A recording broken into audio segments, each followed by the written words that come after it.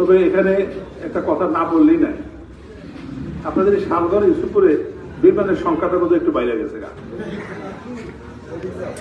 বেইমানের সংখ্যাটা বোধহয় একটু বাইরে গেছে গা। ক্ষমতায় বিএনপি থাকে আর যদি আপনারা অন্য দলকে ভোট দেন, আমি কিন্তু আপনাদের কাউকে ছাড়বো না। আমি তাদের ঘর বাড়ি সব পুরায়া সরকার করে দেবো।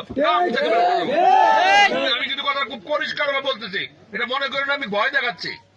আমি পরিষ্কার করে বলেছি, কথা আপনি রেকর্ড করে বলে দিতে পারেন, যে ইয়েতে ফেসবুকে ছেড়ে দিতে পারেন, আমার অসুবিধা নাই।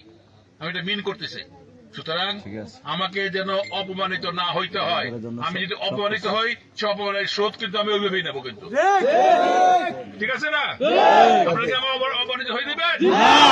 তাহলে সবাই কিন্তু 12ই ফেব্রুয়ারি তারিখে ট্রাক মার্কায় ভোট দিয়া জয়যুক্ত করবেন। মঞ্জুর হাসান মুন্সিকে অপমানের হাত থেকে রক্ষা করবেন। তারেক রহমানকে সরকার গঠনের সহায়তা করবেন।